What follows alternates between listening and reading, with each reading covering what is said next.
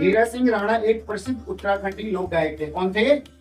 लोक गायक। उनका जन्म जो है 16 सितंबर 1942 अल्मोड़ा जिले के मंडला रदौली गांव में हुआ था। उन्होंने अपने गीतों के माध्यम से पहाड़ के समाज के प्रति जागरूकता, यानी देखो अभी मैंने जैसे एग्जांपल देवेंद्र रतोड़ी भैया का दिया था, ये भी संगीतकार हैं, ठीक है, अभी उभरते हुए सितारे हैं। तो उसी तरह से उन्होंने भी जो पहाड़ की पीड़ा, तो जागरूकता और संघर्ष, आपको पता है पहाड़ में बहुत बड़ा संघर्ष है। तो अभी देखो आप यहाँ से घर आए, मैंने कॉल किया 5 मिनट में आप लोग आ गए, लेकिन पहाड़ में ऐसा संभव नहीं है, ठीक है। वहाँ बहुत दूर दूर तक, यानी स्कूल भी होता है तो 5 किलोमीटर 10 किलोमीटर, अब तो वहाँ भी सड़कें आ चुकी हैं, लेकिन अब सड़कें आ चुकी तो गाँव क्या हो चुके हैं? खाली हो चुके हैं। आप अपने गाँव में देखोगे पूरे के पूरे गाँव क्या हो चुके हैं? खाली हो चुके हैं। तो वो भी हमारे लिए सबसे बड़ी पीड़ा है। तो इन्होंने भी अपने गानों के माध्यम से, संगीत के माध्यम से पहाड़ की पीड़ा को दिखाया था। तो आपको इनकी जो पारिवारिक पृष्ठि का मैं बारे में बताता हूँ। माता जी का नाम इनकी नारंगी देवी, पिताजी का नाम मोहन सिंह, और इनकी प्रारंभिक शिक्षा मनीला में ही हुई थी। उसके बाद जो है संगीत में छात्रवृत्ति लेकर कलकत्ता चले गई। जैसे आप पढ़ाई करते हो स्कॉलरशिप मिलती है, क्या मिलती है? स्कॉलरशिप। स्कॉलरशिप में क्या होता है कि आप उसकी जो फीस होती है, जो भी इंस्टीट्यूट होता है वो उसको पे करता है। जैसे आप लोग अगर आगे बड़ी चीजों की पढ़ाई करोगे, पैसे नहीं है, तो भाई जो बच्चा इंटेलिजेंट होगा, जो बच्चा होशियार होगा, उसको स्कॉलरशिप मिलती है, ठीक है। वो स्कॉलरशिप जो है, जो कॉलेज होता है वो उसको फीस भरता है। तो इसी तरह से तो संगीत में ही उन्होंने अपना करियर बनाया। जैसे अभी आपका कोई टीचर बनेगा, कोई डॉक्टर बनेगा, तो उन्होंने संगीत में बनाया। किसने बनाया? संगीत में।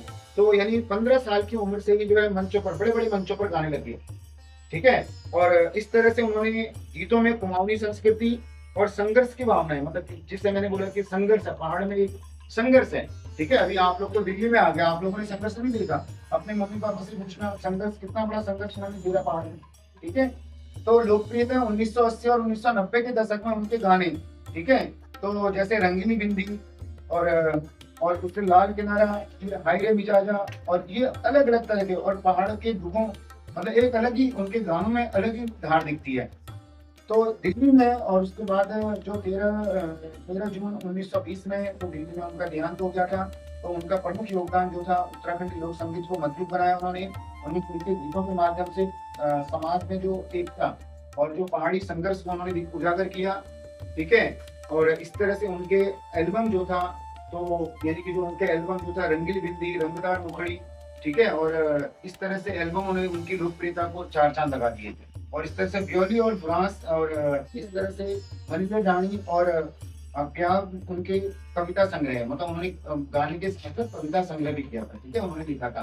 तो हीरा सिंह राणा उत्तराखंड लोक संगीत में एक महान कलाकार के रूप में याद किए जाते हैं और किए जाते रहेंगे। देखो, जब वो नहीं भी है तो आज जहाँ से भी हमें देख रहे होंगे कि जो पहाड़ के इतने मंदिर बच्चे भी उनको सुन रहे हैं, ठीक है, तो आपका भी क्या पता मन धीरे धीरे जो है पहाड़ के प्रति और ज्यादा मजबूत होगा। तो इस तरह से उनके गीतों में लोक संस्कृति की रची बसी होती थी, और वे अपनी गायकी के लिए जाने जाते थे।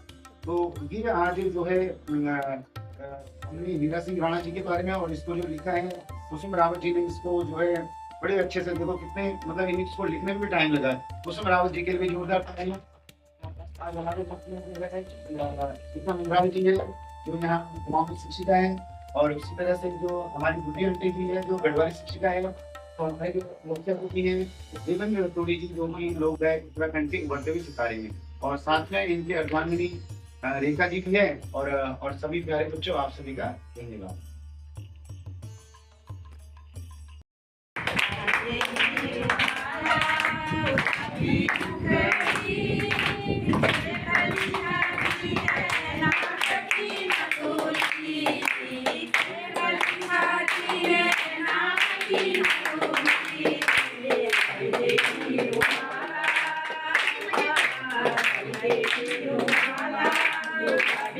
Okay.